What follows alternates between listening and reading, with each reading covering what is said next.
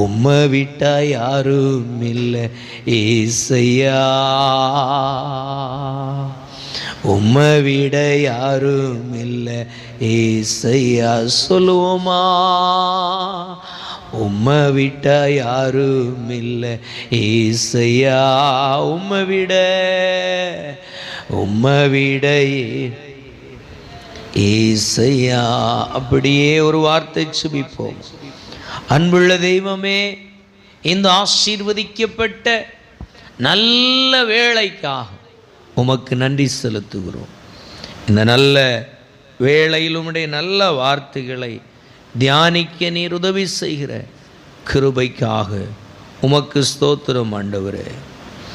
ஆண்டவரே, உம்முடைய மகிமையில் இன்னும் பலமாய் ஓட, பலமாய் எழும்ப தேவன் எங்களுக்கு கிருபை பாராட்டு. உம்முடைய தயவுள்ள கரத்தில் சமர்ப்பித்து ஒப்பு கொடுக்கிறோம் அப்பா. நீர் மகிமைப்படுங்கப்பா. ஆவியானவரே, நீர் பொறுப்பெடுத்து நடத்துங்க. சகலமும் உம்முடைய ஆளுகைக்கு உட்படுத்தப்படட்டும். இயேசு கிறிஸ்துவின் நாமத்தில் ஜெபிக்கிறோம். எங்கள் ஜெபம் கேளும் ஜீவனுள்ள நல்ல பிதாவே, ஆமென். அல்லேலூயா, அல்லேலூயா, ஸ்தோத்திரம். இந்த நாளிலும் கர்த்தருடைய சமூகத்திலே கடந்து வந்து தேவனுடைய வார்த்தைகளை தியானிக்கும்படி, தேவனை ஆராதிக்கும்படிக்கு கடந்து வந்த உங்கள் யாவரையும் இயேசு கிறிஸ்துவின் நாமத்தில் வாழ்த்தி வரவேற்று கொள்கிறேன். அதே போல இந்த காணொளி வழியாக பார்த்து கொண்டிருக்கிற உங்களையும் இயேசுவின் நாமத்தில் வாழ்த்துக்கிறேன். இப்பொழுது கர்த்தருடைய வார்த்தைக்கு நேராக நாம் கடந்து செல்கிறதற்கு ஆதாரமாய் ஒரு வேத வசனத்தை வாசிக்கலாம். எடுத்தவர்கள் வாசிக்கலாம். லூக்கா எழுதின சுவிசேஷ புஸ்தகம் அதனுடைய 19வது அதிகாரம். லூக்கா எழுதின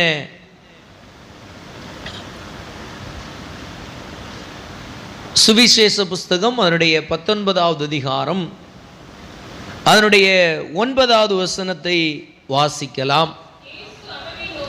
இயேசு கிறிஸ்து சகேயுவை நோக்கி, இன்றைக்கு இந்த வீட்டுக்கு ரட்சிப்பு வந்தது, இவனும் ஆபிரகாமுக்கு குமாரனாக பிள்ளையாக இருக்கிறானே என்று சொன்னார். அல்லேலூயா.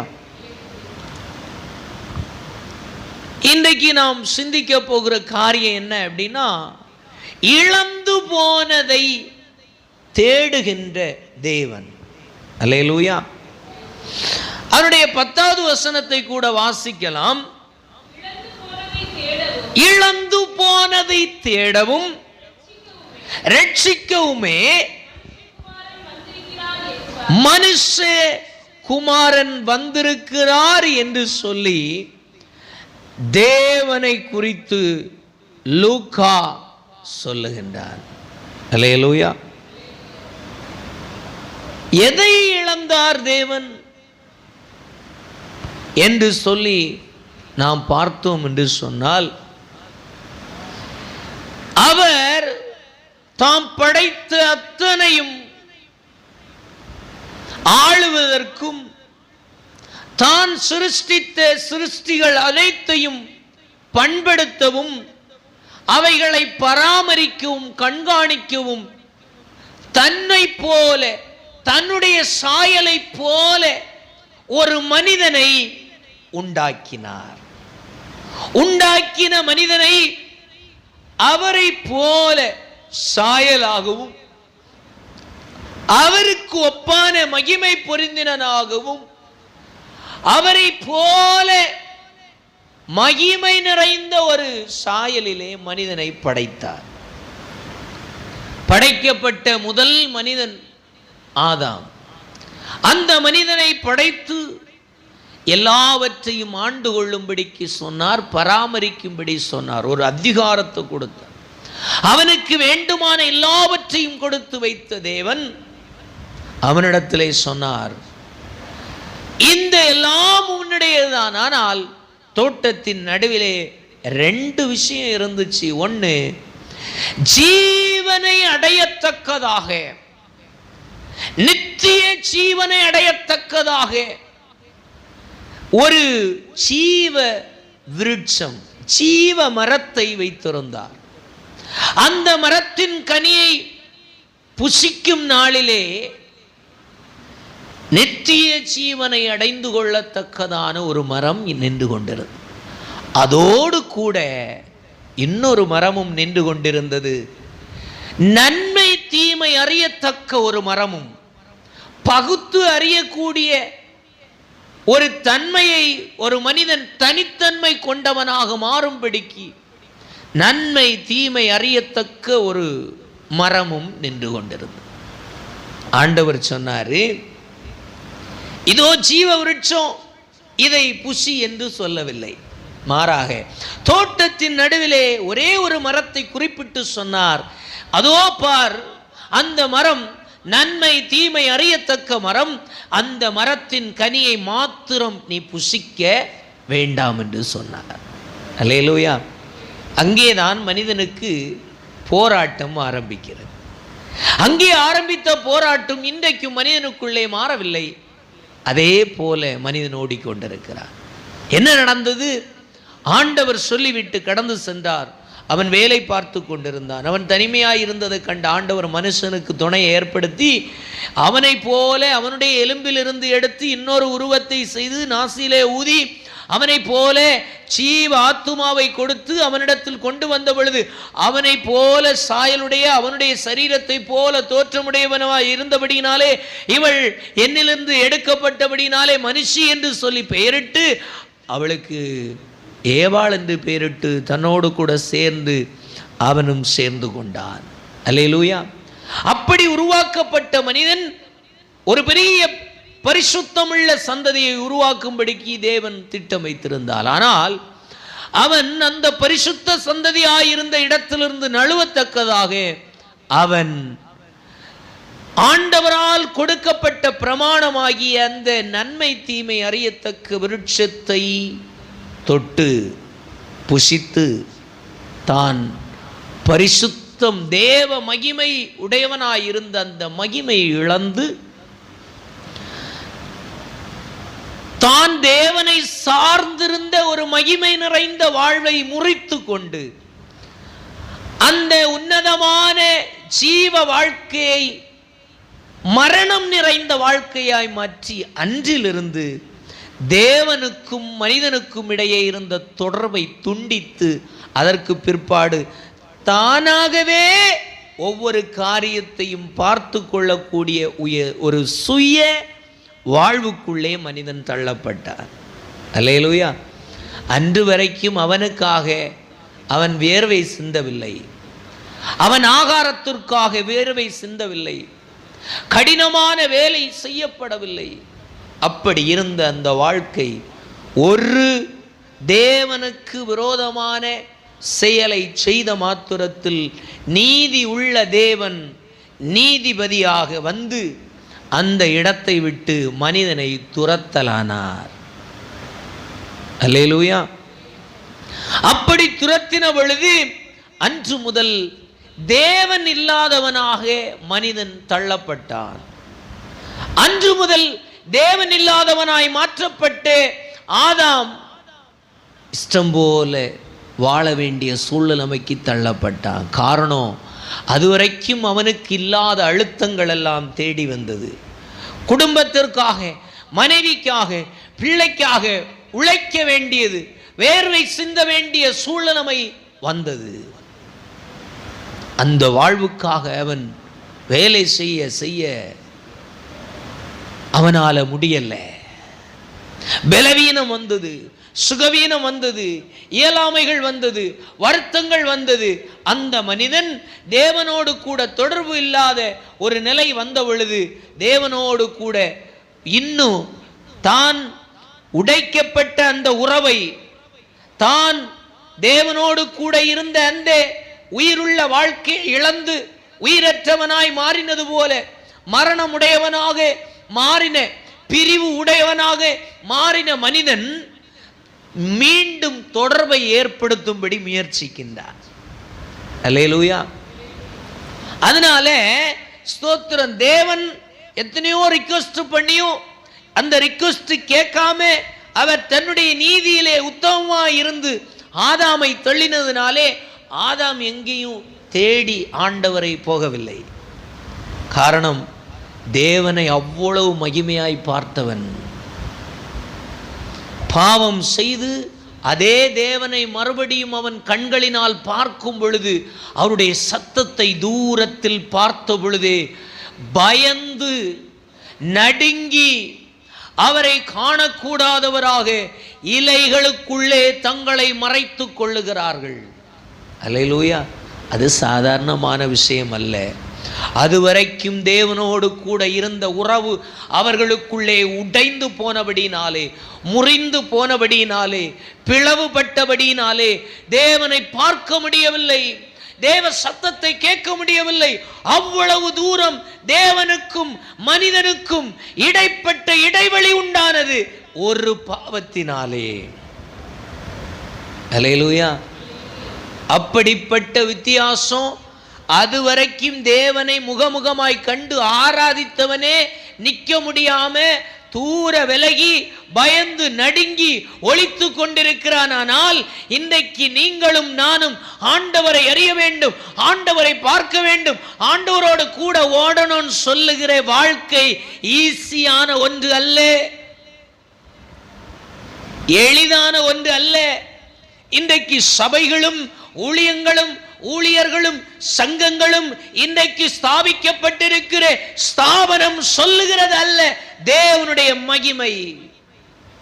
அல்லேலூயா. அது இந்த அரசாங்கம் நியமித்திருக்கிற எல்லா சட்டத்துக்குட்பட்டு செயல்படக்கூடிய ஒன்றுக்கு மட்டுமே அது பொருந்துமே அல்லாமல் உன்னை ரட்சிக்கவோ ஒரு மனிதனை பரலோக ராஜ்யத்துக்கு கொண்டு போகவோ கொண்டு சேர்க்கவோ முடியாது, முடியவே முடியாது. நல்ல கிருபை பெற்ற ஒரு போதகருடைய சபையிலே நீங்களும் நானும் ஆராதிக்கிறதினால் ஆண்டவருடைய ராஜ்யத்தில் போகலாம் என்று எண்ணி விடாதீர்கள். தேவனுக்கு பிரியமானவர்களாய் மாறிவிடுவோம் என்று எண்ணிக்கொள்ளாதிருங்கள். ஆண்டவர் சொல்றாரு, பரிசேயருக்கு சதுசேயருக்கு சமம். அல்லேலூயா. நான் இந்த சபையில் ஆராதிக்கிறேன், அதனால ஏன் பேரு பரலோக ராஜ்யத்தில் எழுதப்பட்டிருக்கிறது என்று சொல்லி தவறான எண்ணங்கள் கொண்டு விடாதீர்கள். வஞ்சிக்கப்படுகிற வஞ்சனைகளுக்கு உட்படாதீர்கள். யாரும் ரெக்கமெண்ட் பண்ண முடியாது, யாரும் ஞான ஸ்நானம் கொடுத்ததுனால போய்விட முடியாது. ஒவ்வொரு தனிப்பட்ட மனிதனும் தேவனை அறிந்து உணர்ந்து அந்த சத்தத்துக்கும் அவருடைய வசனத்திற்கும் அவருடைய வழிகளுக்கு ஒத்த வேஷமாய் ஒத்த வழிகளிலே நிலை நின்று நடக்கிறவனே தேவனுடைய ராஜ்யத்தை அடைய முடியும். அல்லேலூயா.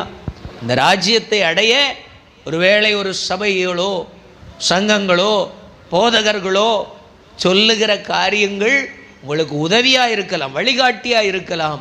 ஆனால் வழி அவர்கள் அல்ல, வழி ஏற்படுத்தினவர் இயேசு கிறிஸ்து. யோவான் சுவிசேஷ நூல் 3வது அதிகாரம் 16வது வசனம் சொல்லுகிறது. வாசிக்கலாம். யோவான் 3வது அதிகாரம் 16வது வசனம் சொல்லுகின்றது, தேவன் ஒரே பேரான குமாரனை விசுவாசிக்கிறவன் எவனோ அவன் கெட்டு போகாமல் நித்திய ஜீவனை அடையும்படிக்கு இயேசுவை இந்த உலகத்தில் தந்தருளி இவ்வளவாய் இந்த உலகத்தை அன்பு கூர்ந்தார். அல்லேலூயா. இந்த மகத்துவத்திற்குள்ளே என்னையும் உன்னையும் யாராயிருந்தாலும் உங்களையும் சேர்க்கத்தக்க ஒரே ஒரு வழி இயேசு கிறிஸ்துவை அல்லாமல் வேறு ஒன்று அல்ல. எண்ணிக்கையில பலத்த சபையாயிருக்கலாம், கட்டிடங்களிலே பல கோடிகளுக்கு அதிபதியாயிருக்கிற பிரபலங்களாயிருக்கலாம், பரலோக ராஜ்யத்திற்கு கொண்டு சேர்க்க முடியாது என்பதை நீங்கள் ஆழமாய் புரிந்து கொள்ள வேண்டும். கட்டுகிற கட்டிடங்களிலே உட்கார்ந்திருக்கிற தெய்வம் அல்ல, நீங்களும் நானும் ஆராதிக்கிற தேவன். அல்லேலூயா. அவர் இடிந்து கிடக்கிற இந்த ஆலயத்தை யாருக்குமே உபயோகம் இல்லாமல், பரிசுத்தம் இல்லாமல், பாவங்களினால் அடைக்கப்பட்டு, உடைக்கப்பட்டு, நொறுக்கப்பட்டு, தேவன் வாசம் பண்ண முடியாத இருதயமாகிய இடிக்கப்பட்டு கிடக்கிற இந்த ஆலயத்தை அவர் விரும்புகிற ஆலயமாய் கட்டும்படிக்கு, எழுப்பும்படிக்கு, பரிசுத்தமாக்கும்படிக்கு ஆண்டவர் இயேசு கிறிஸ்துவை சிலுவையில் ஒப்பு கொடுத்து, அந்த சிலுவையிலே குமாரனாம் கிறிஸ்துவின் ரத்தம் சிந்தப்பட்டு, அந்த இரத்தத்தின் அடையாளத்தை எந்த ஒரு மனிதன் தன்னிலே பெற்றுக் கொள்ளுகிறானோ, விசுவாசிக்கிறானோ, குத்தினவரை எவன் நோக்கி பார்க்கிறானோ அவனே அல்லாமல் தேவனுடைய ராஜ்யத்துக்கு போக இன்னொரு வழி கொடுக்கப்படவில்லை. அல்லேலூயா. அப்போ தேவன் மனுஷனோடு கூட தொடர்பு படுத்த ஆரம்பிக்கிறான். நீங்க நல்லா புரிஞ்சுக்கிடணும். ஆதாம நீங்க கடைசி வரைக்கும் அவன் ஆண்டவர்கிட்ட பலி செலுத்த போனான்னு பார்க்க முடியாது. ஏன்னா அவன் முகமுகமா இதுவரை கண்டு தப்பு நடந்தப்போ அவர்கிட்ட போக முடியாது அப்படின்னு சொல்லி பயந்து வெளியே வந்துட்டான், தூர நிற்கிறான். அல்லேலூயா. அதுக்கு பிறகு அப்பாவும் அம்மாவும் பார்த்த ரெண்டு பேரும் சொல்லி கொடுத்த காரியத்தை எல்லாம் வச்சு அப்பா அம்மா தேடி போகாத தெய்வத்தை மனுஷர்கள் தேட ஆரம்பித்தார். அல்லேலூயா. எப்படி தேடினாங்கன்னு தெரியாது. ஏன் சொல்லுகிறேன்? தேவனை எந்த மனுஷனும் பார்க்கல, ஆதாம் ஏவாளை தவிர. அவர்களை உருவாக்கினதே தேவன், அவருடைய ரூபத்தின்படியும் சாயலின்படியும் உண்டாக்கினார் என்று சொல்லி வசனம் சொல்லுகிறது. ஆனா நம்ம அப்படிதான் இருப்பார்னு சொல்லி மனுஷர்கள் நம்புவதும் எதிர்பார்ப்பதும் இந்த புத்திக்கு வேணும்னா ஓகேவா இருக்கலாம். ஆனால் அப்படி தேவன் இருக்கவில்லை என்பதை நீங்கள் புரிந்து கொள்ள வேண்டும். யோவான் 1வது அதிகாரத்தை நீங்க திரும்பி பார்த்தீங்கன்னா அங்கே சொல்லப்பட்டிருக்கிறது, ஆதியிலே வார்த்தை இருந்தது, அந்த வார்த்தை தேவனிடத்தில் இருந்தது, அந்த வார்த்தை தேவனாய் இருந்தது என்று சொல்லுகிறதே அல்லாமல் ஒரு உருவத்தை எங்கேயும் சொல்லவில்லை. அப்போ தேவனை எந்த மனுஷனும் பார்க்க முடியல, உணர முடியல. ஆனால் எங்கே ஆரம்பிக்கிறது? ஆதாம் ஒதுங்கி வந்துட்டான். நேரே பார்த்தவே அவர் அனுப்பி விட்ட பிறகு அவரை பார்க்கணும்னு விரும்பல.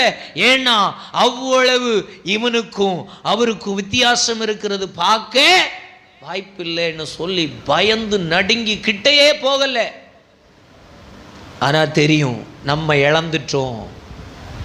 அதற்காக கவலையோடு வருத்தத்தோடு அவன் அங்கும் இங்கும் ஓடுகிறான். பிள்ளைகளுக்கு சொல்லிக் கொடுக்கிறான். பிள்ளைகள் தலைமுறை தாண்டி அறிகிறார்கள். அவர்களுக்கு அறிஞ்சது மட்டும்தான் உண்டு.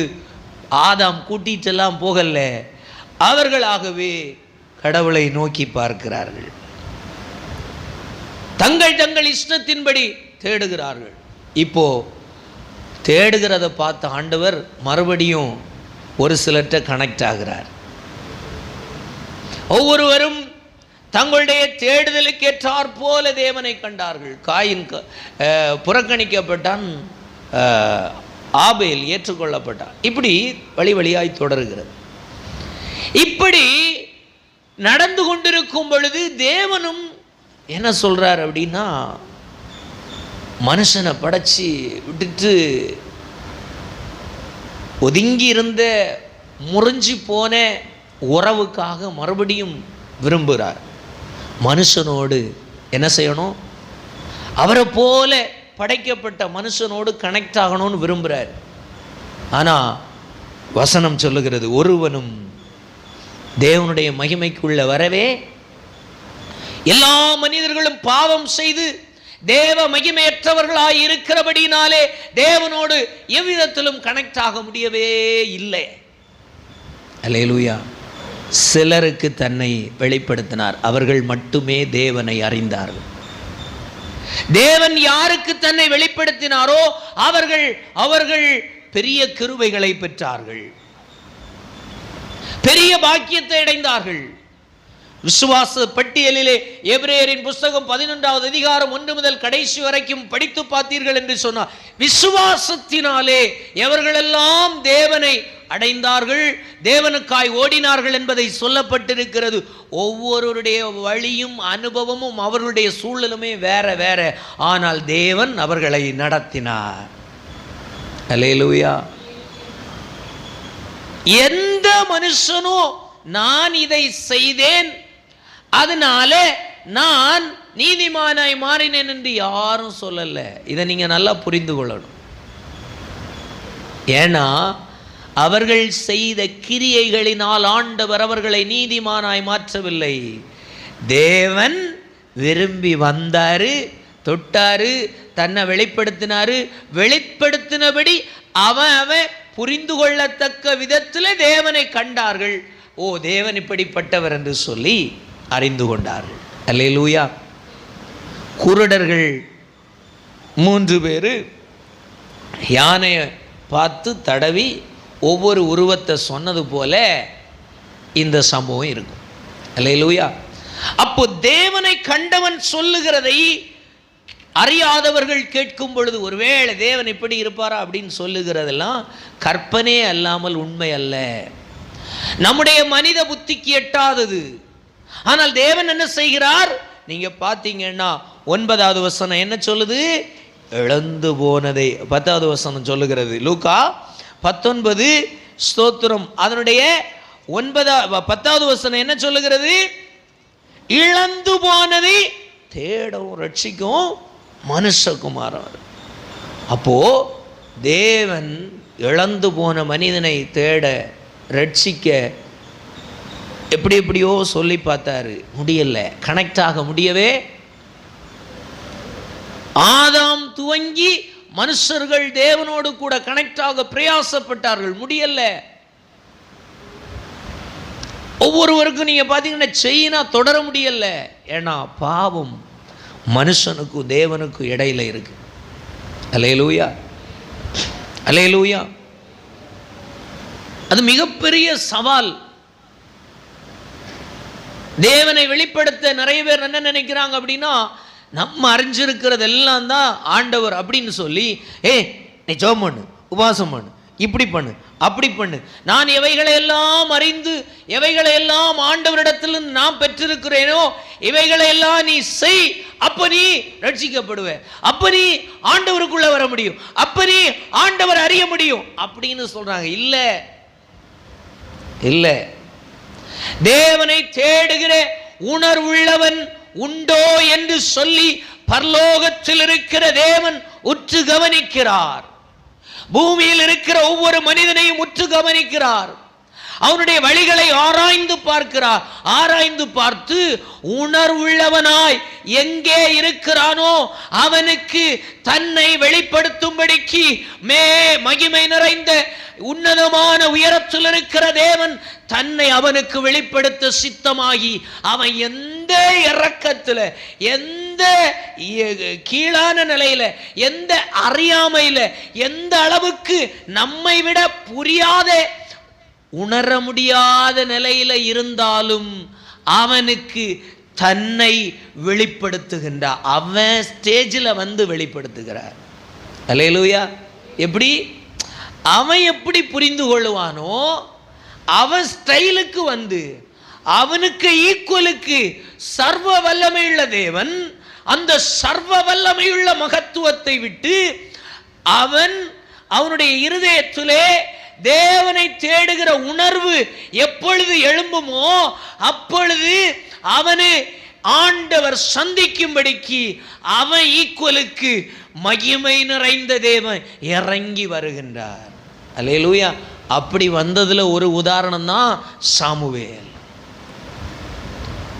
தேவன்னா யாருன்னே தெரியாது, பால் மறக்க பண்ணின ஒரு பிள்ளை, எவ்வளவு வயசு இருந்துரும் அதிகபட்சமாக நம்ம பெரிய பிள்ளைன்னு போட்டாலும் ஒரு 5 வயசு போடுமே, ஒரு 3 வயசு போடுவோமே. அந்த 3 வயசு பிள்ளைக்கு தேவனை அறியத்தக்க விதத்தில் யார் சொல்ல முடியும்?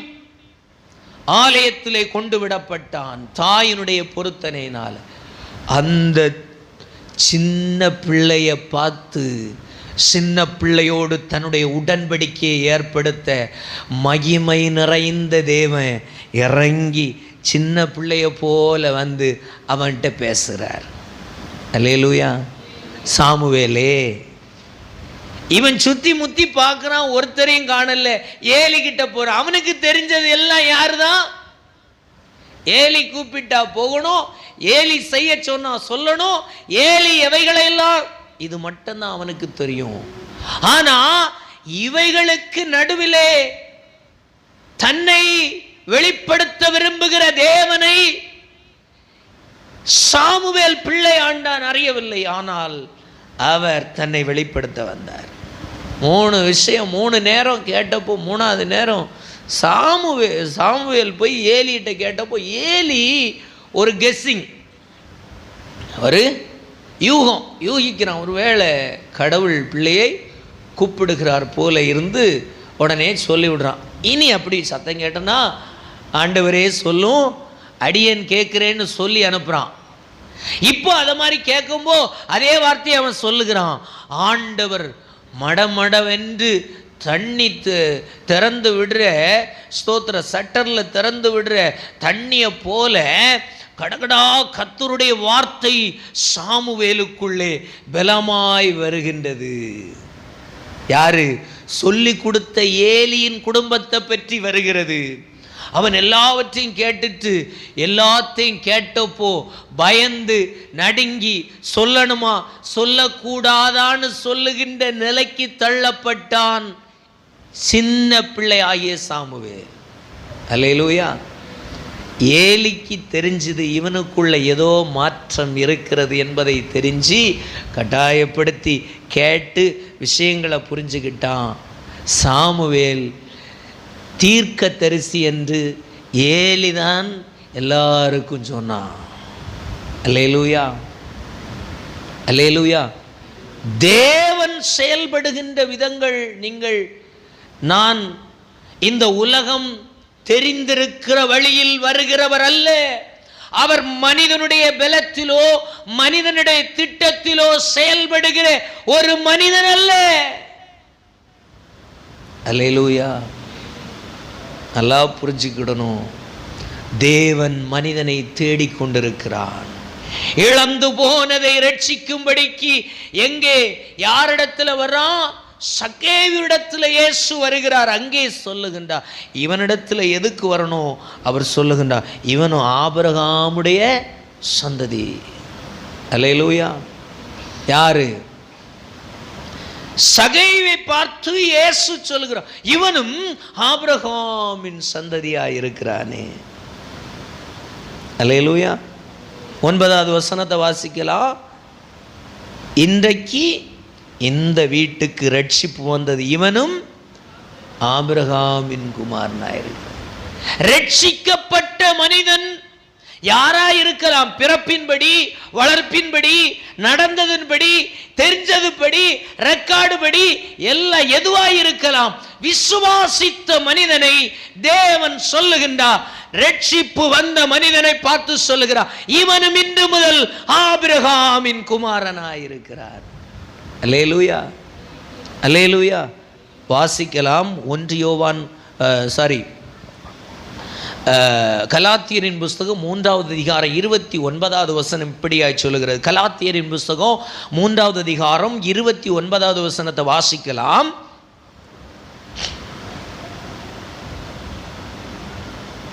கலாத்தியர் 3:29.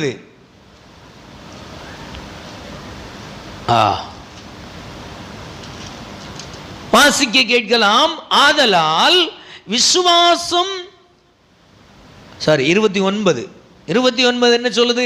நீங்கள் கிறிஸ்துவினுடையவர்களா? கிறிஸ்துவினுடையவர்களானால், நீங்கள் கிறிஸ்துவினுடையவர்களானால் ஆபிரகாமின் சந்ததியாராயும் வாக்குத்தத்தத்தின்படியே சுதந்திரராயும் இருக்கிறீர்கள். யாரு? நம்ம. ஆபிரகாமுக்கும் நமக்கு என்ன சம்பந்தம்? கிடையாது. அவர் யூதர்களுக்கு தகப்பன் சொல்லலாம், இஸ்மவேலருக்கு தகப்பன் சொல்லலாம், இஸ்ரவேலருக்கு தகப்பன் சொல்லலாம். ஆனால் நீங்களும் நானும் ஆபிரகாமிடத்தில் போய் சொல்ல முடியுமா அப்படின்னா வாய்ப்பே இல்லை. ஆனால் இங்கே வசனம் என்ன சொல்லு? நீங்கள் கிறிஸ்துவனுடையவர்களானால் ஆபிரகாமின் சந்ததியாராயும் வாக்குத்தத்தத்தின்படி சுதந்திரராயும் இருக்கிறீர்கள். ஒருவன் கிறிஸ்துவை சபை சொல்லப்பட்டதின்படி அல்ல, போதகர் அழைச்சி வந்ததினால் அல்ல, தேவன் தன்னை வெளிப்படுத்த எங்கே வெளிப்படுத்தி தன்னை வெளிப்படுத்தின இடத்திலே தன்னை அர்ப்பணித்து அவன் தன்னுடைய வாழ்க்கையிலே கிறிஸ்துவை ஏற்றுக்கொண்டு ரட்சிப்பை அடைந்தானோ அந்த நேரத்தில் அவன் விசுவாசத்தினாலே கிறிஸ்துவனுடையவராய் மாறி கிறிஸ்துவனுடையவனாய் மாறினதினால் விசுவாசத்தின் கிறிஸ்துவுக்குள் அவன் விசுவாசிகளின் தந்தையாகிய ஆபிரகாமின் மக்களாய் மாறிவிடுகிறான். அல்லேலூயா. இது எங்கே நிறைவேறுகிறது? ஆதியாகமத்தில் ஆண்டவர் சொன்னாரு. வாக்குத்தத்தம் வாசிக்கலாம். ஆதியாகமத்தின் புஸ்தகம் 12வது அதிகாரம் 3வது வசனத்தை வாசிக்கும்போ அங்கே ஆண்டவர் சொல்லுகின்றார், உன்னை ஆசீர்வதிக்கிறவர்கள் ஆசீர்வதிப்பேன், சபிக்கிறவர்களை சபிப்பேன், பூமியில் உள்ள வம்சங்கள் எல்லாம் ஆபிரகாமுக்குள் ஆசீர்வதிக்கப்படும். அல்லேலூயா. ஆபிரகாமுக்குள்ள ஆசீர்வதிப்பேன் என்று வாக்கு பண்ணின வாக்குத்தத்தம் என்ன? வாக்குத்தத்தம் என்ன? கடந்த சில வாரங்களுக்கு முன்பு நம்ம வாசித்து கற்றுக்கொண்டோம். என்னது வாக்குத்தத்தம்? 1 யோவானின் புஸ்தகம் 2வது அதிகாரம் 25 சொல்லுகிறது, வாக்குத்தத்தம் நித்திய ஜீவனை அளிப்பேன், கொடுப்பேன், சுதந்தரிப்பா என்று சொல்லுகிறதே வாக்குத்தத்தம். நித்திய ஜீவன் அடைய என்ன செய்யணும்? இயேசு கிறிஸ்துவை ஏற்றுக்கொள்ளணும். இயேசு கிறிஸ்துவை ஏற்றுக்கொண்டவன் எங்கே வந்து விடுகிறான் அப்படின்னா இந்த ஆபிரகாமுக்கு சொன்ன வாக்குத்தத்துக்குள்ள வந்துறான். அல்லேலூயா. எங்கெல்லாம் கனெக்ட் ஆகுது பாத்தீங்களா? ஆபிரகாம் பெற்ற வாக்குத்தத்தம் இயேசு கிறிஸ்துவின் பிறப்பு. இயேசு கிறிஸ்துவுக்குள்ளே எந்த ஒரு மனிதன் உள்ளே வருகிறானோ அவனும் வெளியே இருந்தாலும், ஆபிரகாமுடைய சந்ததி இல்லாமல் வெளியே இருந்தாலும் இயேசு கிறிஸ்துவை ஏற்றுக்கொள்ளுகிறதினால் அவனும் விசுவாசத்தின் தந்தை ஆபிரகாமுடைய சந்ததியாய் மாற்றப்பட்டு அவன் பரலோக ராஜ்யத்துக்குரியவனாய் மாறுகிறான் என்று சொல்லுகிற அந்த நித்திய ஜீவனே வாக்குத்தத்தம். கார் வாங்குறதும் பங்களா வாங்குறதும் அல்ல. அல்லேலூயா. அந்த நித்திய ஜீவனை கொடுக்க தேவன் என்னென்ன திட்டங்களை எல்லாம் வச்சிருக்கிறார் அப்படின்னா நீங்களும் நானும் திட்டம் போட்டதல்ல, நம்ம சபை உருவாக்குனது அல்ல, நம்ம தலைமை ஸ்தாபனம் உருவாக்குனது அல்ல. கிறிஸ்து தன்னுடைய இரத்தம் சிந்தி இந்த பூமியிலே மனிதன் தேட முடியாத இடத்தில் இருந்த தேவனை தேடக்கூடிய இடத்துல, அறியக்கூடிய இடத்துல, ஒவ்வொரு தனி மனிதனும் கர்த்தரிடத்தில் சேரக்கூடிய இடத்துல தன்னை வெளிப்படுத்தும்படிக்கு மகிமையான கிரியைகளை செய்து இன்றைக்கும் அவர் தன்னுடைய ஊழியத்தை நிறைவேற்றி கொண்டிருக்கிறார். அல்லேலூயா. நிறைய பேர் என்ன நினைக்கிறாங்க அப்படின்னா சபை மதமாற்றம் செய்கிறது, போதகர் மதமாற்றம் பண்ணுகிறார். இல்ல, போதகர் மதமாற்றம் பண்றதுக்கு அவர் குடும்பத்தையே மாற்ற முடியாம போராடுறாரு. அல்லேலூயா. அவருடைய தனிப்பட்ட வாழ்க்கையை மாற்ற முடியாம போராடுகிறார், மனிதன் அல்ல. அல்லேலூயா. ஆண்டவரை அறிய செய்கின்ற ஒரு தேவன் உண்டு. அதனால நிறைய பேர் நினைக்கிறாங்க எழுப்புதல் கூட்டம் எல்லாம் வச்சு எல்லாரையும் எழுப்புதல்ல நாங்க நடத்த போறோம். நடக்காது, வாய்ப்பே இல்லை, மாற்றமே வராது. அவைகளினாலே நீங்கள் நினைத்திருக்கிற நினைவுகள் எல்லாம் உங்களுடைய சுய புத்தியே அல்லாமல் தேவ சித்தம் அல்ல என்பதை தெளிவாய் புரிந்து கொள்ள வேண்டும். இன்னைக்கு நிறைய பேர் பெரிய ஆட்கள் சொன்னா உண்மைதான் இருக்கும் அப்படின்னு ஓடிக்கொண்டிருக்கிறார்கள். இல்லை, விசுவாசமானது தேவனிடத்திலிருந்து எனக்கு தனிப்பட்ட விதத்திலே வராமல் நான் விசுவாசிக்க முடியாது, நான் விசுவாசித்தவரை அடைய முடியாது. அல்லேலூயா. ஏதோ நான் ஞானஸ்நானம் எடுக்க முங்குறதுனால ஆண்டவர் என்கிட்ட பிரியமா இருக்கணும்னு அவசியம் இல்லை. அதான் கடந்த வாரத்தில் சிந்தித்தோம். நம்முடைய கிரியையினாலே அவர் நம்ம கொண்டு வரல. நிறைய தப்பான புரிதல். ஏதோ நம்ம உபவாசிச்சுட்டோம், ஏதோ நம்ம சில தியாகம் பண்ணிட்டோம், ஏதோ ஏழைகளுக்கு செய்துட்டோம், ஏதோ நம்ம செய்துட்டோம், ஆண்டவருக்கு அது விருப்பம், அதனால என் வாழ்க்கையில் ஆண்டவர் பிரியமா இருக்கிறார் என்று சொல்லி நினைக்கிறதே தப்பு. அல்லேலூயா, அல்லேலூயா. நம்ம கொடுக்கிறது என்ன? கொடுக்கிறது உலகமும் உலகத்தில் உண்டானதும் எல்லாம் கர்த்தருடையவைகள். அவர் சொல்றார், வானத்தின் பேரில் சத்தியம் பண்ணாத, அது என்னுடைய சிங்காசனம். பூமியில சத்தியம் பண்ணாத, நான் கால் வச்சிருக்கிற பாதபடி. அப்படின்னா என்ன சொல்றாரு? ஒன்னால அதெல்லாம் உருவாக்க முடியாது, என்னால அதெல்லாம் கிரகிக்க முடியாது. அவ்வளவு உயர்ந்த காரியத்தை தம்முடைய மகிமையான சிந்தையில எல்லாத்தையும் கண்காணிச்சிட்டு இருக்கிறாரு. சூரியன் தன்னுடைய பாதையில கரெக்டா ஓடுகிறது, சந்திரன் தன்னுடைய பாதையில கரெக்டா ஓடுகிறது. இந்த அண்ட சராசரங்களும் மில்கி வேன்னு சொல்லுகிற லட்சக்கணக்கான மில்கி வேஸும் அந்தரத்தில் சுத்திட்டு இருக்கு. அதுக்கு எந்த மாறுதலான வழியும் இல்லை. நேர்த்தியாய் தேவன் என்ன கொடுத்தாரோ, தேவன் எதை காண்பித்தாரோ, தேவன் எந்த திட்டத்தை சொன்னார், அதை அப்படியே, அதை எந்த மாற்றமும் இல்லாமல் நேர்த்தியாய் செய்து கொண்டிருக்கிறது. அல்லேலூயா. ஆனால் மனிதன் தன்னை சார்ந்து என்ன நினைக்கிறான்?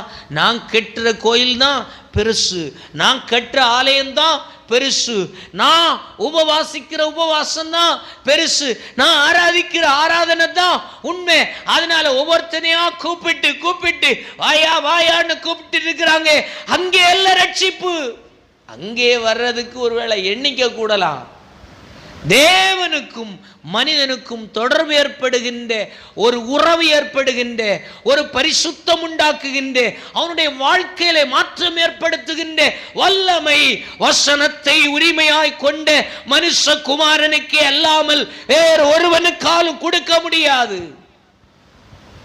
இயேசு சொல்றார், இந்த வீட்டுக்கு இன்னைக்கு ரட்சிப்பு வந்தது. அல்லேலூயா, அல்லேலூயா.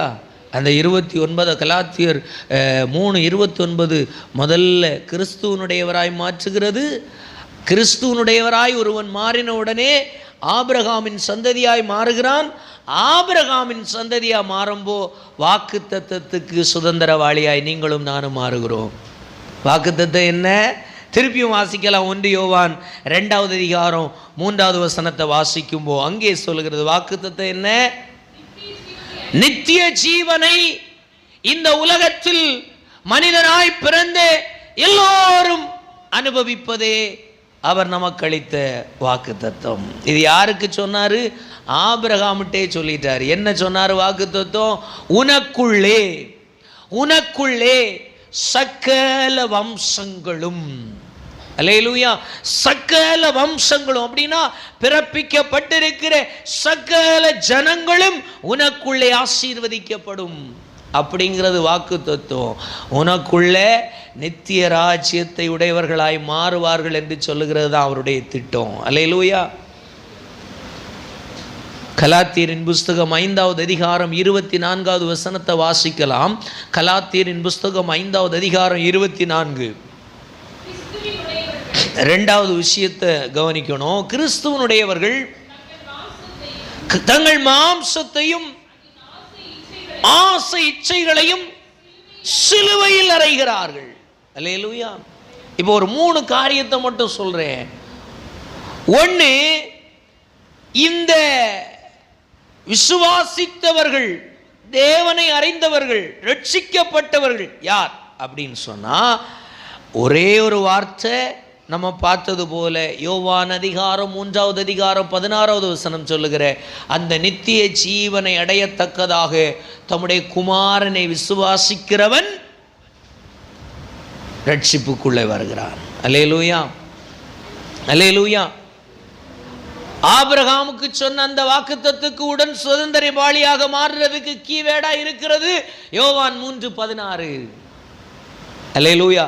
ரெண்டாவது விஷயம், கலாத்தியர் 5வது அதிகாரம் 5:24 சொல்றதை நிறைவேற்றுகிற இடத்திற்கு வர வேண்டும். அது என்ன அப்படின்னு சொன்னா, கிறிஸ்துவை பற்றி கொண்டவர்கள் மாம்சத்தையும் மாம்ச ஆசைகளையும் சிலுவையில் அறைய வேண்டும். அல்லேலூயா. இன்றைக்கு சிலுவையில் அறைய வேண்டும் என்று சொன்னா நிறைய நேரம் புரியல. நான் ஊழியம் செய்துட்டு இருக்கிறேன், அதனால நான் பரிசுத்தமா இருக்கிறேன்னு சொல்லுகிறது என்னுடைய நினைப்பு இல்ல. வேதவசனம் தெளிவாய் சொல்லுகிறது, ஒருவனும் பரிசுத்தம் உள்ளவன் ஒருவனும் இல்லை. எல்லோரும், எல்லா மனுஷனும் பாவிகளாக்கப்பட்டு அசுத்தம் நிறைந்தவர்களாக, எந்த விதத்திலும் தகுதி இல்லாதவர்களாக, தேவ மகிமையற்றவர்களாக இருந்த இடத்தில் இருக்கிற நாம் எப்படி பரிசுத்தம் அடைவது? அல்லேலூயா. அப்போ இயேசு கிறிஸ்துவின் சிந்தை நமக்கு வேண்டும். துன்பத்திலையும் கஷ்டத்திலையும் நிறைவிலையும் குறைவிலையும் இயேசு கிறிஸ்துவை நோக்கி பார்த்தீர்கள் என்று சொன்னால், இயேசு கிறிஸ்து பெருமைக்கு எதிராக, மாம்ச வல்லமைக்கு எதிராக சிலுவை பரியந்தம் போராடினார். பாவத்தோடு போராடுறதுன்னா நல்ல ஜெபம் பண்ணி ஆராதிச்சு பிசாசோடு போராடுறது போல நினைக்கிறாங்க மனிதர்கள். அல்லேலூயா. ஊழியத்தில் இருக்கிற ஊழியர்களும் அப்படித்தான் நினைக்கிறாங்க, நம்ம ஜெபம் பண்ணா நம்ம பரிசுத்தமாயிரும். இல்லை, ஆண்டவர் தெளிவாக சொல்லி இருக்கிறார். பாவம் எங்கே இருக்கு அப்படின்னா, ஸ்தோத்திரம், நீங்கள் தெளிவாக புரிந்து கொள்ளணும். மாம்சத்துக்குள்ளே நம்மை அறியாமல் அப்படியே ஒன்றில் உறவாடி கொஞ்சி குலாவி நமக்குள்ளே படிந்து கிடக்கிறது. அல்லேலூயா. அதை கண்டுபிடிக்க முடியவே முடியாது, அதை பிரிச்செடுக்க முடியவே முடியாது. அல்லேலூயா. அதுக்கு ஒரு வசனம் எனக்கு என் சிந்தையில் இப்போ வரல. ஒரு வசனம் தெளிவாய் சொல்லுகிறது, அந்த அசுத்தத்தை நம்மை விட்டு அகற்றக்கூடிய மகத்துவம் கிறிஸ்து இயேசுவுக்கே உண்டு. அல்லேலூயா. மாம்சத்தையும் மாம்ச இச்சையும் சிலுவையில் அறையப்பட. இந்த வசனம் என்ன வசனம்? இயேசு கிறிஸ்து பாவத்தோடு போராடினார்னு சொல்கிறோம் இல்லை, அந்த வசனம் என்ன சொல்லுது அப்படின்னா, பாவத்தோடு போராடுகிறதற்கு இரத்தம் சிந்தப்படத்தக்க விதத்தில் நீங்கள் இன்னும் போராடவில்லையே. இந்த வசனம் எங்க இருக்கு? வாசிக்கலாம். இரத்தம் சிந்தத்தக்கதாக நீங்கள் இன்னும் போராடவில்லையே. படிச்ச ஞாபகம் இருக்கா? பாவத்தோடு போராடவில்லையே.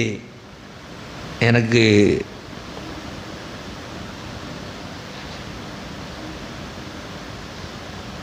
இடையில கூட செய்தியில் நம்ம சிந்திச்சிருக்கிறோம். அல்லேலூயா.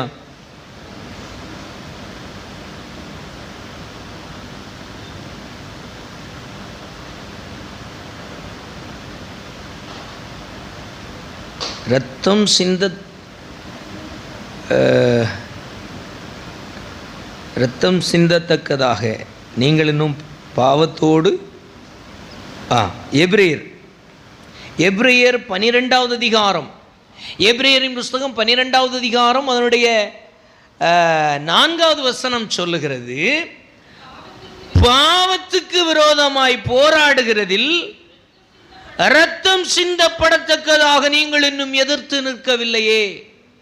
அப்படின்னா என்ன அர்த்தம்? பாவத்தோடு இந்த உலகத்தில் ஒரு மனுஷன் போராடினான்னா அவனுக்கு சீக்கிரம் மரணம் நிச்சயம். இதுதான் உண்மை. அல்லேலூயா. இயேசு கிறிஸ்து பரிசுத்தமுள்ளவராய் வந்தார். அவரை இந்த உலகம் சீக்கிரத்தில் அழித்து போட்டது. காரணம், அவர் குற்றம் செய்ததினால் அல்ல, அவர் பாவம் இல்லாதவராய் இருந்ததினால தான் அவரை அழித்தார்கள். அல்லேலூயா. அது மனிதர்கள் அல்ல, பிசாசு இந்த உலகத்தை தன்னகத்தே கொண்டிருக்கிறது. பிசாசு எங்கே பரிசுத்தம் இருக்கிறதோ அங்கே அவர்களை அழிக்கத்தக்கதாக பெரிய போராட்டத்தை கொண்டு வருகிறது. இயேசு கிறிஸ்து அதனால மரித்தாலும் அங்கே இருந்தும் ஏறி வந்தாரு. அதுதான் பிசாசுக்கு மிகப்பெரிய சம்மட்டி அடியா விழுந்து தோற்று போனார். அல்லேலூயா, அல்லேலூயா. எல்லாரையும் தன்னகத்தே மரணத்துக்குள்ள உள்ளடக்கி அடக்கி வச்சான். ஆனால் வேதவசனம் சொல்லுகிறது, முதற் பேரானவர் இயேசு பாதாளத்திலிருந்து 3ஆம் நாள் ஏறி வந்தாரு. அல்லேலூயா. இனி அவரை விசுவாசிக்கிறவர்களும் அவர் வருகையிலே அதே பாதாளத்திலிருந்து ஏறி வர செய்யும்படிக்கு அதிகாரத்தை நமக்குள்ளே கொண்டு வரும்படிக்கு அவர் நம்மை ரட்சிக்க, நம்மை அந்த ரட்சிப்பின் வழியிலே ஒவ்வொரு நாளும் போராடும்படிக்கு தேவ ஆவியினாலே நம்மை நடத்த விரும்புகிறார். பாஸ்டரை கொண்டு நடத்த விரும்பல, சபையை கொண்டு நடத்த விரும்பல, பரிசுத்த ஆவியை கொண்டு நடத்த விரும்புகிறார். அல்லேலூயா. அதனால தான் நீங்கள் இயேசு கிறிஸ்துவை என்று ஏற்றுக்கொள்ளுகிறீர்களோ, எங்கே ஆண்டவர் இயேசு கிறிஸ்துவை நீங்கள் சந்திக்கிறீர்களோ உங்களுக்குள்ளேயே நீங்க போராடி கொண்டிருப்பீர்கள். உங்களுடைய வாழ்க்கையில எல்லாமே எதிராக நிற்கும். நீங்க மட்டும் தனியா நின்று புலம்பிக் கொண்டிருப்பீர்கள். ஆண்டவர் என்னை அழைத்தாரே, ஆண்டவர் என்னை அபிஷேகம் பண்ணினாரே, ஆண்டவர் என்னை ரட்சித்தாரே, ஆனா இந்த விசுவாச வாழ்க்கையில ஓடுறதுக்கு ஒரு ஆள்வே துணை இல்லையே, ஒரு ஆளை எனக்கு ஆதரவு இல்லையே, எல்லாம் எதிராக இருக்கிறது. எல்லாம் எதிராகத்தான் இருக்கும். ஏனென்று சொன்னால் உன்னை பரிசுத்தமாக்க அழைத்தவர் அந்த பரிசுத்தமாக்குதலின் வழியிலே உன்னை வைத்திருக்கிறார். நீ போகிற பாதை நீதி உள்ள பாதையானபடியினாலே இந்த உலகம் உன்னை அழிக்க வருகிறது. எது வரைக்கும் போராடணும்னா ரத்தம் சிந்துறது வரைக்கும் போராடி ஆகவே ஆகணும். அல்லேலூயா. உபவாசிக்கிறதற்கு போராட வசனம் சொல்லல. அல்லேலூயா. பாவத்தோடு போராட உபவாசம் பண்ண சொல்லல, பாவத்தோடு போராட ஜெபிக்க சொல்லல, பாவத்தோடு போராட தன்னகத்தே தேவ துணையோடு கூட எதிர்த்து நின்றே ஆகணும். எதிர்த்து நீ நில்லாம பரிசுத்தம் வராது, நீதி வராது. ஆபிரகாம் அதனால தான் கிறுக்கு பிடிச்சவன் போல போனான். அல்லேலூயா. உலகத்தில் குடும்பம், ஊரு எல்லாமே அவனை பார்த்து பலதையும் சொல்லி இருக்கும். அவன் இந்த காதலை கேட்டு இந்த காதலை எடுத்துட்டு போயிட்டே இருந்தான். அவர்கள் சொல்லுகிறதெல்லாம் காதலை கேட்டு சிந்தையில கொண்டு அதை போல ஐடியா பண்ணி செய்ய அவன் ஐடியாலஜியில நடக்கல, கர்த்தருடைய விசுவாசத்தில் அவன் நடந்தான். அல்லேலூயா. கர்த்தருடைய வார்த்தையை பெற்றுக்கொண்டான். பெற்றுக்கொண்ட வார்த்தையை இறுக பிடித்தான், அதை விசுவாசித்தான். விசுவாசிச்சு விசுவாசிச்சு விசுவாசிச்சு வறுமையோடு, தனிமையோடு, புலம்பலோடு, அழுகையோடு, கண்ணீரோடு, எல்லா அவமானங்களோடு நடந்தான். அல்லேலூயா. அதான் விசுவாச வாழ்க்கை. விசுவாச வாழ்க்கை சபையில் எல்லா ரெக்கார்டையும் வச்சு உங்களுக்கு கார் தரும், பங்களா கிடைக்கும், உபவாசம் பண்ணால் இந்த பிரச்சனையெல்லாம் மாறும், அப்படியெல்லாம் இல்லை. விசுவாச வாழ்க்கை, விசுவாச வாழ்க்கை நீங்கள் ஒவ்வொரு நாளும் மரண வழியிலே ஓட வேண்டி வரும். அல்லேலூயா. மரண வழியில ஓடணும். ஏன்னா நீங்கள் நீதியுள்ள வாழ்க்கையில் என்னைக்கு வர்றீங்களோ இந்த உலகம் முழுசு உங்களுக்கு எதிராக நிற்கும். உலகம் சொல்லும், இதுவரை நல்லா தான் இருந்தா, இதுவரை நல்லா தான் போயிட்டு இருந்து, இப்போ கொஞ்சம் மண்டை கிறுக்கு பிடிச்சிட்டு சொல்லும்போது கூட சேர்த்து சொல்லுவாங்க. நல்ல நம்ம கோபுரத்தில் நம்ம ரெக்கார்டில் பேரெல்லாம் இருந்து இப்போது எங்கேயோ புதுசாக போகிறானா, அங்கே போனதுலேருந்து கடவுள் கடவுள்னு ஓடுறான் அப்படின்னு சொல்லும். அல்லேலூயா, அல்லேலூயா. கிறுக்கு பிடிச்சிட்டு, பைத்தியம் ஆயிட்டு, லூஸு பிடிச்சிட்டு, இது இனி அவ்வளோதான், இதுக்கு வாழ்க்கை இனி அவ்வளோதான், இனி இதுக்கெல்லாம் எதிர்காலம் ஒன்றும் இல்லை, இதெல்லாம் சொல்லுவாங்க. அல்லேலூயா. இதெல்லாம் சொல்லும்போது நமக்கு ஜீவன் வருமா? இருக்க ஜீவன் போகுமா? போகத்தான் செய்யும். அல்லேலூயா, அல்லேலூயா. விசுவாச வாழ்க்கைக்காக நாம் போராட வேண்டிய போராட்டம் வசனம் தெளிவாய் சொல்லுகிறது. நீங்கள் பாவத்துக்கு விரோதமாக போராடுறதுக்கு எதிர்த்து நிற்கணும்னா இரத்தம் சிந்துகிறதற்கு கூட நீங்கள் துணிஞ்சே ஆகணும். அல்லேலூயா, அல்லேலூயா. வசனம் இன்னும் சில வசனங்கள் சொல்லுகிறது. ஏன் உங்களை பகைக்கிறாங்க, ஏன் உங்கள் மேலே அவதூறு சொல்கிறாங்க, ஏன் உங்களுக்கு மேலே மட்டும் குறிப்பிட்டு இல்லாததும் பொல்லாததும் சொல்கிறாங்க அப்படின்னா, அவங்கள போல நீங்கள் இந்த உலகத்தோடு ஓடாமல் வேறு ஒரு வழியிலே ஓடுகிறதுனாலே உங்களை பார்த்து வியந்து அதை செய்கிறாங்க அப்படின்னு வசனம் சொல்லுது. அல்லேலூயா, அல்லேலூயா. அப்போது இன்றைக்கு விசுவாசி அப்படிங்கிற இடத்துல நான் இருக்கிறேனா அப்படின்னு சொன்னால் சபையில் இருக்கிறதுனால அல்ல, போதவரோடு பயணிக்கிறதுனால அல்ல, கர்த்தருடைய அந்த விசுவாச வாழ்க்கையில் கர்த்தருடைய வெளிப்பாடு தொடுதல் உங்களுக்கும் எனக்கும் தனிப்பட்ட விதத்தில் எங்கே உருவானது? அங்கே இருக்கிறது விசுவாசம். அந்த அழைத்தவரோடு கூட விசுவாசித்ததுனால கண்ணை மூடிட்டு இறுக பிடிச்சு நடந்துட்டு இருக்கிறோம் இல்லையா? மற்ற எல்லாரும் பார்த்து நம்மளை நகைக்கிறாங்க இல்லையா? மற்ற எல்லாரும் பார்த்து இது முத்தி போச்சு அப்படின்னெல்லாம் ஏதோ சொல்கிறாங்க இல்லையா? அதுதான் விசுவாச வாழ்க்கை. அல்லேலூயா, அல்லேலூயா, ஸ்தோத்திரம். அதற்கு அவர் வச்சிருக்கிற ஒரு பெரிய பலன் நித்திய ஜீவன். அல்லேலூயா. இந்த உலகத்தில் நிறைய பேர் உல்ட்டா சொல்கிறாங்க, தப்பாக புரிஞ்சிக்காதுங்க. நிறைய பேர் ரெட்ஷிப்புன்னா என்ன நினைக்காங்கன்னா, சர்ச்சில் வந்துட்டா, பாஸ்டர்கிட்ட வந்துட்டா, உபவாசம் பண்ணிட்டா, ஜெபிச்சுட்டா பிரச்சனை எல்லாம் தீந்துடும். பிரச்சனை நீங்கள் நினைக்கிற பிரச்சனை எல்லாம் தீரும். ஆனால் இன்னொரு பிரச்சனை, இந்த உலகம் உங்களை நேருக்கு நேராய் பகைக்கும். அல்லேலூயா. எதுக்காகன்னா காரணமே இருக்காது, தேவையே இருக்காது, அதுக்குள்ள ஒரு ஆதாரமுமே இருக்காது. ஆனால் பகைக்கும். ஏன் பகைக்கிறது என்று சொல்லி யாராலையும் சொல்ல முடியாது. அல்லேலூயா. அது எதனாலன்னா, இந்த உலகம் பிசாசின் கட்டுகளுக்குள்ளே சிக்குண்டிருக்கிறது, பிசாசின் ஆதிக்கத்தில் இருக்கு. நீங்கள் அவரால் தெரிந்து கொள்ளப்பட்டு பரிசுத்தமாக்கப்பட்டதுனால அந்த பரிசுத்தத்துக்கு நேர் எதிரான வல்லமை உங்களை சீக்கிரமாக அழிச்சு போடணும்னு போராடுகிறது. இல்லைன்னா இந்த உலகம் வெளிச்சத்தினால் நிரப்பப்பட்டு விடும். உங்களால் இன்னொரு நபர் மாற்றப்பட்டு விடுவார். இன்னொரு நபர் ஆண்டவரை காண முடியும், ஆண்டவரோடு உணர முடியும், ஆண்டவரோடு சேர முடியும் என்பதை பார்க்கின்ற பிசாசு எவ்வளவு வேகமாக கிரியை செய்ய முடியுமோ அவ்வளவு வேகமாக கிரியை செய்து தனிமையாக்கி பிரச்சனையை கொடுத்து, பிரச்சனை மேல பிரச்சனையை கொடுத்து, அழுத்தத்தின் மேல அழுத்தத்தை கொடுத்து உங்களை அழிக்க, உங்களை சிதைக்க, உங்களுடைய அடையாளமே இல்லாமல் போகும்படிக்கு போராடுகிறான். அல்லேலூயா. அது எங்கிருந்து ஆரம்பிக்குதுன்னா, நீங்கள் ரட்சிக்கப்பட்ட இடத்துல வந்த உடனே பாவத்துக்கு விரோதமாய் போராடுகிற விசுவாச வாழ்வில் இணைக்கப்பட்டிருக்கிறீர்கள். அதுதான் அடையாளம். உங்களை பார்த்து நல்ல கை குப்பி வரவேற்று உங்களை சீட்டெல்லாம் தந்து நல்லா ஹானர் பண்ணுறாங்கன்னா நல்லா புரிஞ்சுக்கிடுங்க, அது வழி விசாலமான வழியில் போயிட்டுருக்கிறீங்க. சந்தோஷம்.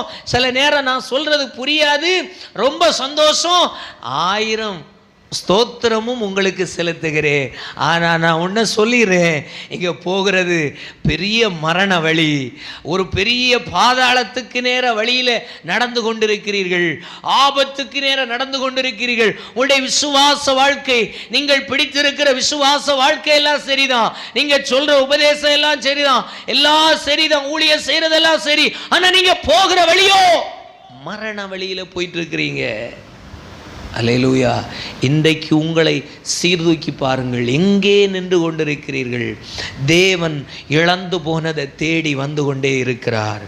என்னுடைய பிள்ளை, என்னுடைய ரட்சிப்புக்குள்ள உள்ள பிள்ளை, என்னை அறிய வேண்டிய பிள்ளைன்னு சொல்லி ஆண்டவருடைய கண்கள் உலாவிக் கொண்டே இருக்கிறது. நான் பார்த்தேன்னா ஸ்தோத்திரம், 4 பேர் வந்தா 4 பேரில் இவங்க ஆண்டவர்கிட்ட வந்துருவாங்க, அவங்க ஆண்டவர்கிட்ட வந்துருவாங்க, நான் செலக்ட் பண்ண முடியும். இல்லை இல்லை இல்லை, நான் செலக்ட் பண்றதெல்லாம் குப்பை. நான் நினைக்கிற எல்லாத்தையும் தாண்டி நான் என்னுடைய கண்ணனால பார்த்தேன்னா எனக்கு விரோதியாயிருக்கிற பகையாயிருக்கிற மனுஷனை பகையாகவே பார்ப்பேன். இது மனுஷனுடைய இயல்பு. ஆனால் தேவனோ பகைத்தவனுடைய வீட்டுக்குள்ளே இறங்கி கிரியை செய்து பகைத்தவனுடைய தலைமுறைகளை தொடுகிற தேவன். பகைத்தவனையே வேதத்தை சுமக்க வச்சு ஆண்டவருடைய நாமத்தை மகிமைப்படுத்துகிற தேவன். அல்லேலூயா, அல்லேலூயா. அவனுடைய ரட்சிப்பை கூட நான் என்ன செய்ய முடியாது, தடுக்க முடியாது. அல்லேலூயா. எனக்கு அவன் பிடிக்காமல் போகலாம், எனக்கு ஒருவேளை அவன் எதிராக இருக்கலாம், எனக்கு ஒருவேளை அவர்களோடு கூட தொடர்பு கொள்ள முடியாமல் இருக்கலாம். ஆனால் தேடிக் கொண்டிருக்கிற தேவனுக்கு ஒரு மனிதனை சந்திக்க தடை இந்த உலகத்திலும் இல்லை, இந்த உலகத்துக்கு பின்னாடி இருக்கிற எந்த ஒரு காரியத்திலையும் இல்லை. அல்லேலூயா. அதான் நீங்கள் புரிந்து கொள்ளணும். யார் எப்போ ரட்சிப்பில் வருவா, யார் எப்போ தேவனோடு கூட நெருங்கி போவா, யார் ஆண்டவர் கிருபையாக தூக்குவார், யார் ஆண்டவர் உயர்த்துவார், யாரை தாழ்த்துவார், யாரை அடையாளப்படுத்து ஒன்றுமே தெரியாது. எல்லாம் விசுவாசத்தில் தான் போயிட்டுருக்கு. விசுவாசத்தில் இருக்கிற நான் இப்போ இப்படி நடக்கும் அப்படி நடக்கும்னு சொல்லிட்டு திரிகிறதெல்லாம் உண்மையான கிறிஸ்தவத்துக்கு அடையாளமே இல்லை. இந்த எலெக்ஷன் காலங்களில் பலரும் சொன்னாங்க, பலதையும் சொன்னாங்க. ஆனால் எல்லாத்தையும் ஆண்டவர் தம்முடைய கரத்தினாலே நேர்த்தியாய் நிறைவேற்றினார். அல்லேலூயா, ஸ்தோத்திரம். ஆண்டவர் சில நேரம் மனுஷனுடைய எண்ணங்களுக்கு மாற்றாய் செய்கிறவர் என்பதை இந்த எலெக்ஷன்ல ஆண்டவர் செய்தார். கணிப்புகள் எல்லாம் எத்தனையோ இருந்தது, அநேக ஆதரவுகள் எல்லாம் பெரும்பான்மை எல்லாம் இப்படித்தான் இருக்கும்னு சொன்னது எல்லாம் மனிதனுடைய மூளைக்கு எட்டாதது. வேதம் சொல்லுகிறது, ராஜாக்களை தள்ளி ராஜாக்களை ஏற்படுத்துகிற தேவனுக்கு முன்பு நாம் பணிந்து குனிந்து அவர் செய்கையை எதிர்பார்த்து காத்திருக்கிறது தான் விசுவாசிக்கிறவன வேலையே இல்லாம அவன் வருவான் இவன் வருவான்னு சொல்லி கோழி சொல்றதும் குறி சொல்றதும் இல்லை நம்முடைய வேலை. அல்லேலூயா, அல்லேலூயா. இன்னைக்கு சொன்ன பலரையும் காணல. அல்லேலூயா, ஸ்தோத்திரம். நாம் புரிந்து கொள்ளணும், விசுவாச வாழ்க்கைக்கும் இந்த உலகத்தில் நடைபெறுகிற வாழ்க்கைக்கும் சம்பந்தம் இல்லை. விசுவாச வாழ்க்கையில ஓடுறதுக்கு அழைக்கப்பட்ட விசுவாச வாழ்க்கையில ஓடு. இந்த உலகத்தில் ஏன் வந்தா உனக்கு என்ன?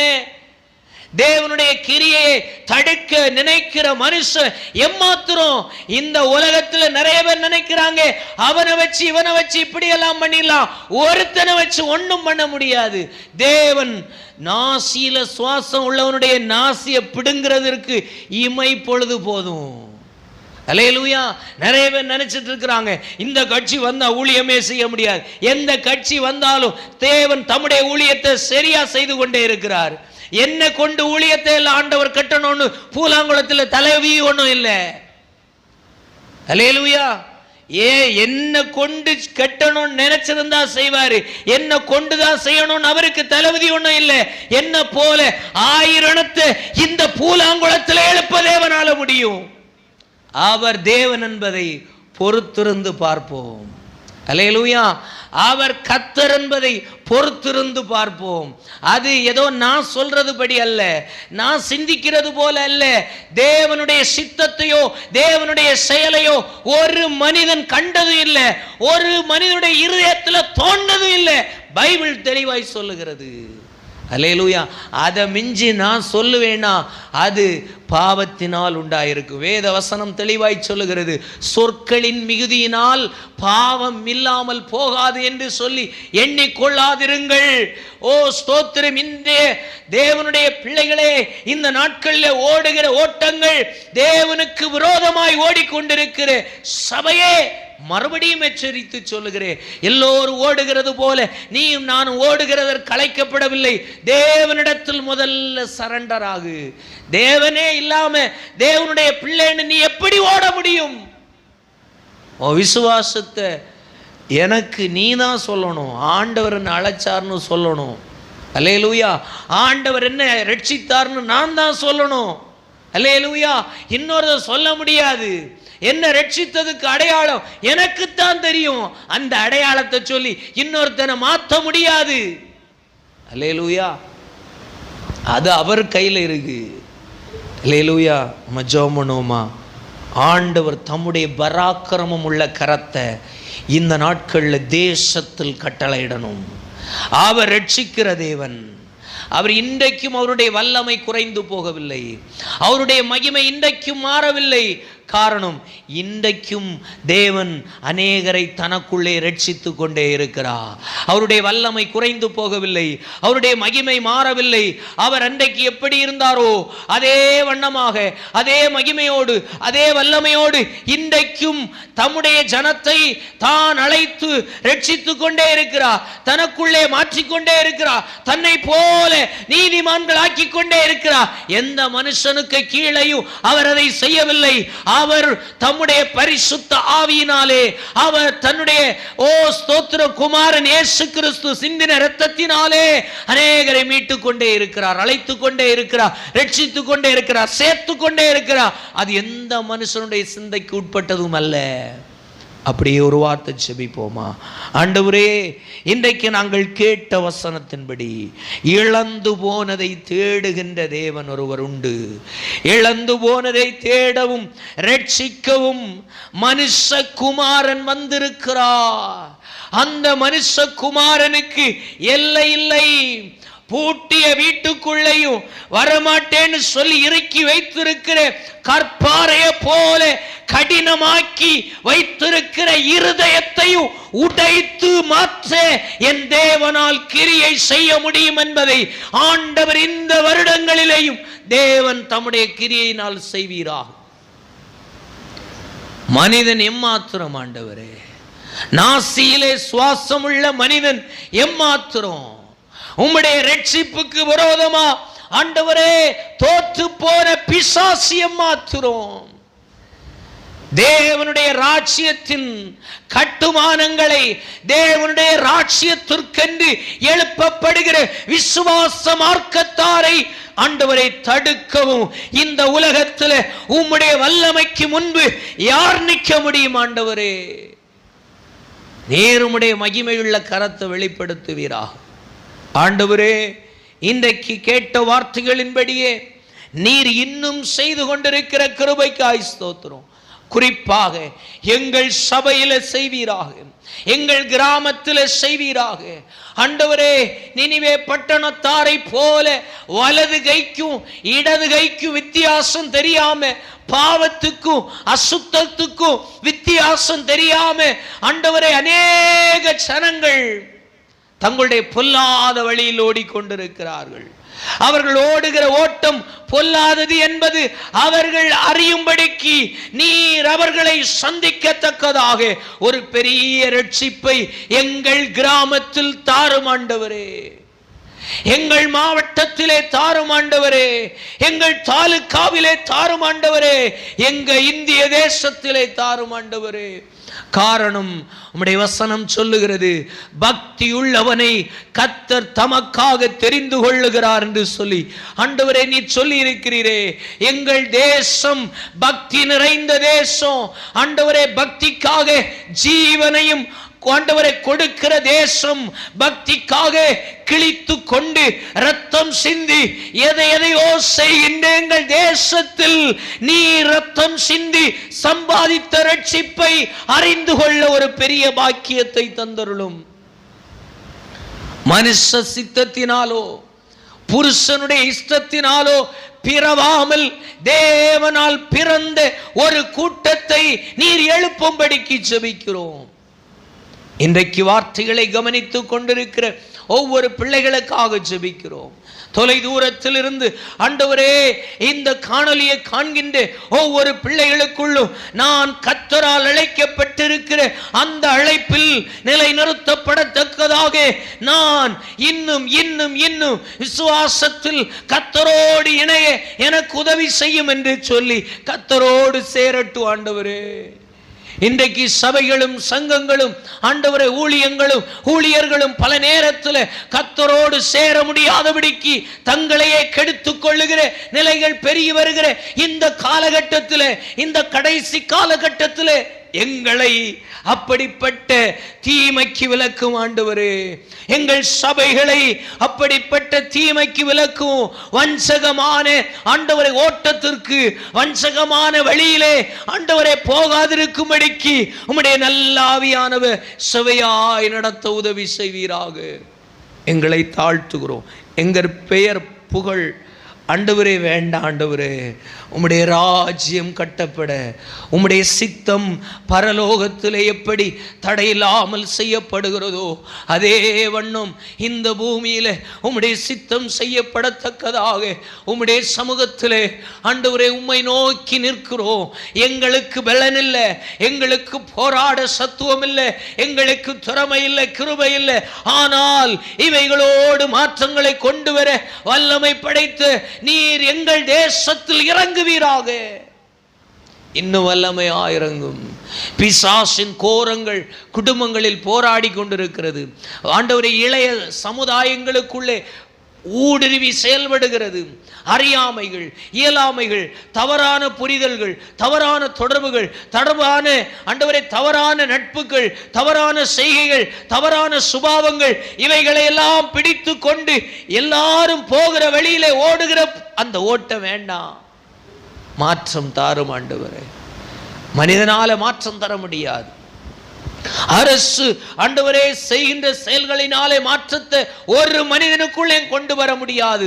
கர்த்தர் தருகிற மாற்றத்தினால் எங்கள் தேசம் பரிசுத்தமாக்கப்பட உதவி செய்தருளும். நாங்கள் மனித பலத்தை நம்பி நிற்கல, கர்த்தர் உண்டு பண்ணுகின்ற ரட்சிப்பை காணும்படிக்கு எதிர்பார்த்து காத்து நிற்கிறோம். எங்கள் பிள்ளைகள் ரட்சிப்பை பார்க்கணும், எங்கள் தேசம் ரட்சிப்பை பார்க்கணும், கர்த்தரை பார்க்கணும், கர்த்தருடைய மகத்துவத்தை பார்க்கணும், கர்த்தருடைய கிரியைகளை பார்க்கணும். அதற்கு தக்கதாக தேவன் நீ செய்கின்ற கிரியைகளை மகத்துவமாய் எங்கள் கண்கள் காண செய்தருளும். உடைய கரத்தில் ஒப்பு கொடுக்கிறோம். ஆசீர்வதியும். வந்த அத்தனை பிள்ளைகளையும் ஆசீர்வதியும். வரதடைப்பட்ட பிள்ளைகளையும் மனதார நாங்கள் வாழ்த்தி ஆசீர்வதிக்கிறோம். கிருபை கூட இருந்து நடத்தட்டும். எங்கள் ஊழியங்கள் ஆசீர்வதி. ஊழியங்கள் வளர்ந்து பெருக ஆண்டவரே ஸ்தோத்திரம். ஒரு மனித தயவினாலும் மனிதனுடைய சித்தத்தினாலும் வளர அல்ல, தேவ ஆவியினாலும் வசனத்தினாலும் வசனத்தின் வல்லமையினாலும் ஆண்டவரே வசனத்தின் கட்டப்படுகின்ற கட்டுதலினாலும் வளர்ந்து பெருக தேவன் உம்முடைய ஊழியத்தை நீர் எஜமானாயிருந்து உம்முடைய ஊழியத்தை எஜமானுடைய கடமைக்கு ஏற்ற நிலையில, அந்த எஜமானுடைய சித்தத்திற்கு ஏற்ற நிலையில இந்த ஊழியத்தில் உம்முடைய மகிமையான கிரியைகளை வெளிப்படுத்துங்க ஆண்டவரே. மாற்றங்கள் காண செய்யும். உம்முடைய தூதர்களை இந்த எல்கைகளிலே ஆண்டவரே பாதுகாப்பாய் வைப்பீரா. இவ்வெல்லைகள் உம்முடைய பரிசுத்த ரத்தம் தெளிக்கப்பட்டிருக்கட்டும். தேவ சித்தமே அல்லாமல் ஒரு சித்தம், மனிதனுடைய சித்தம் நடைபெறாதபடிக்கு உடைய தூதர்களை கொண்டு எச்சரித்து நடத்துங்க ஆண்டவரே. நாங்கள் அறியாதவைகள் நீர் அறிந்திருக்கிறவைகள் ஆண்டவரே ஸ்தோத்திரம். உம்முடைய சமூகத்தில் ஒப்பு கொடுக்கிறோம், தாழ்த்துகிறோம் ஆண்டவரே. இன்றைக்கு வந்த பிள்ளைகளுடைய தேவைகள் எல்லாவற்றையும் ஆசீர்வதி. விசேஷமாக ஆண்டவரே ஸ்தோத்திர ஸ்கூலுக்கு போகிற பிள்ளைகளுக்காக ஜெபிக்கிறோம். சுக பலன் ஆரோக்கியம் இந்த வருஷ கல்வி ஆண்டில் நிறைவாய் பிள்ளைகள் மேலே இருக்க உதவி செய்யுங்க. நல்ல மதிப்பெண்களை எடுக்க உதவி செய்யுங்க. படிக்க ஞானத்தை கொடுங்க, புத்தியை கொடுங்க, அறிவை கொடுங்க. அப்பா ஸ்தோத்திர சிறந்த பிள்ளைகள் என்று சொல்லுகின்ற அந்த உன்னதமான ஸ்தானங்களை அடையத்தக்கதாக உம்முடைய ஜனங்களை ஆசீர்வதித்தருளும் ஆண்டவரே. உம்முடைய கரத்தில் ஒப்பு கொடுக்கிறோம். இயேசுவின் நாமத்தில் பிதாவே, ஆமென்.